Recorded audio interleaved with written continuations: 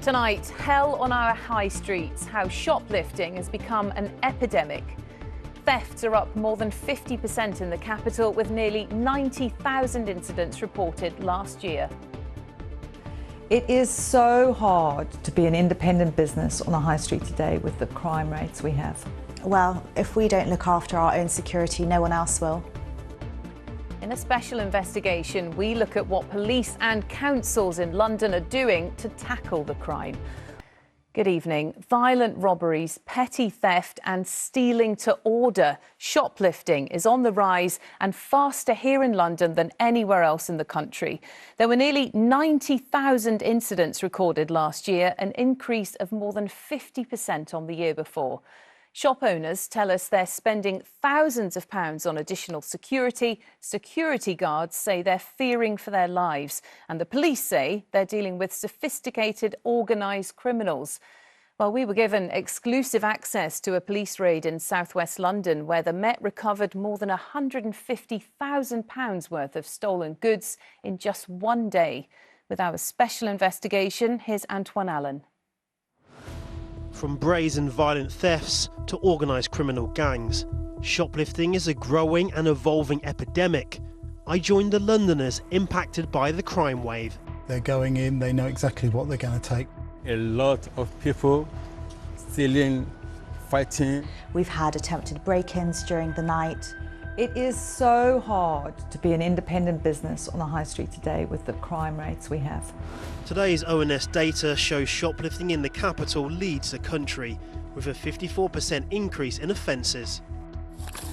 Police are acknowledging behind the historically high shoplifting figures are the crimes of more calculated and complex criminal networks and gangs. The high street is the front line of a crime wave, which even sees goods stolen to order. Shoplifters target one shop in order to sell their stolen goods to another. Cuts in police numbers and public outrage has caused councils like Tower Hamlets to invest in state-of-the-art CCTV rooms. We've got somebody breaking into the Poundland store.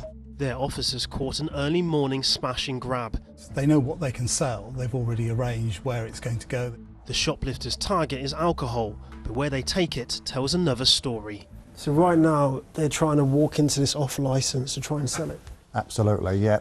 So here comes our police that we've already been talking to. 7 minutes from us seeing this to the police arriving and being able to apprehend both suspects. Are you seeing that more often, that stolen to order? Yeah, it's not an isolated incident, unfortunately. We've seen other stores, places like Holland and Barrett, JD Sports and others that have been targeted, where offenders will go in looking like they deliberately know what they're trying to steal, have that organised and then take it off to different places. Convenience stores aren't the only retailers under attack. A masked moped gang stole over £500,000 worth of luxury items from a women's shop in Kensington. Shop owner Hanushka anxiously locks up, wondering if her store will make it through the night. How are you feeling since the break-in? I mean, it hasn't been easy, that's for sure. We've put a fog bandit in place, enhanced CCTV monitoring, alarm systems. I mean, it's cost well over £10,000 to make this place as secure as it possibly can be. And despite all of that, do you still feel a strong element of anxiety each time you lock up? I mean, obviously for us, the impact has been so much more than financial. There's always that inherent worry. Is it going to happen again? Is someone going to be here? And yeah, it's something we all think about a lot. You've got 2 shops now, yes. And you want to open a third. Just how much will that cost you to kind of stop shoplifters targeting it? I mean, the security for the new store is coming in at just under 100k.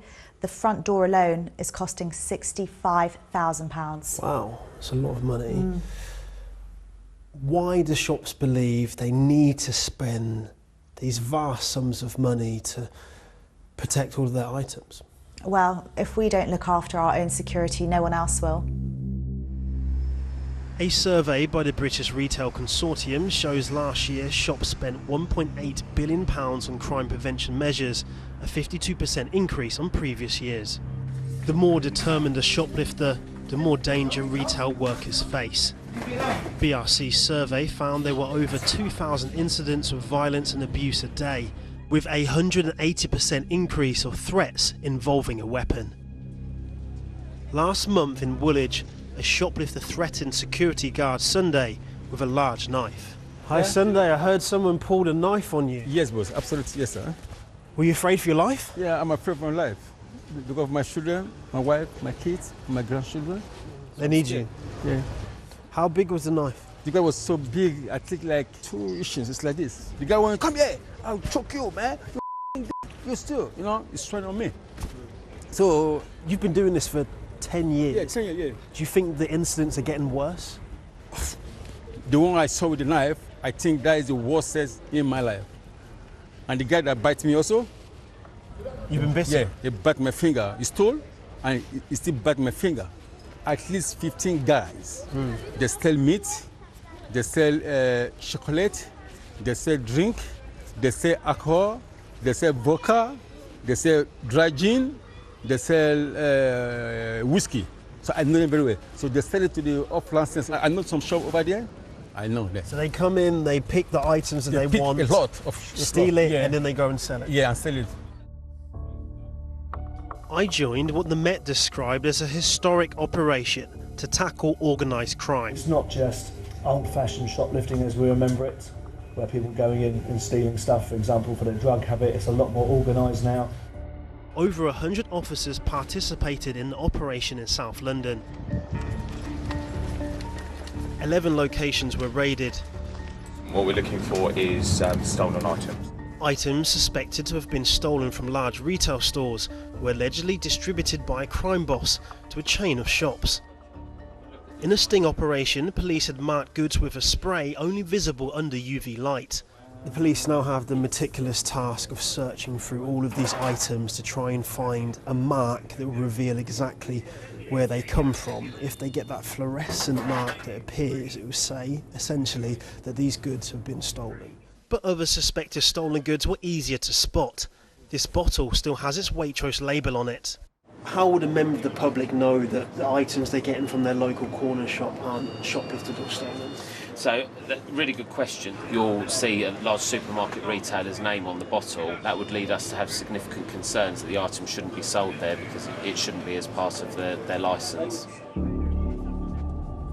The Met say around £150,000 of suspected stolen goods were recovered. In total, 15 people were arrested. I put the fears of shop owners directly to the government. They believe they don't have the support they need to stay on the high street because the cost of security is just simply too high. What's the government's message to them when it comes to organised crime? Well, I think you're absolutely right. There is organised crime now behind a lot of shop theft. And that's why the government in the budget at the end of last year, they announced over £5 million to put into policing. If the government cannot get a grip of the shoplifting epidemic, retailers fear their days on the high street could be numbered.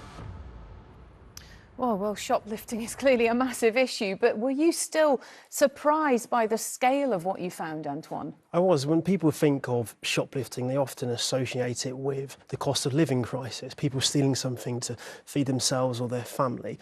But when it comes to these figures that are shocking so many, it's organised crime, stealing in order to sell on. And the fact that they're selling to other convenience stores was really surprising, and it kind of tells the story of just how complex the investigations need to be to find these criminal bosses that are exploiting sometimes vulnerable people. And obviously the government have said that they're going to tackle this issue. The police say it's a priority, so we're going to make sure we're looking at both of them and making sure they stick to their promises. OK, Antoine, thanks very much indeed.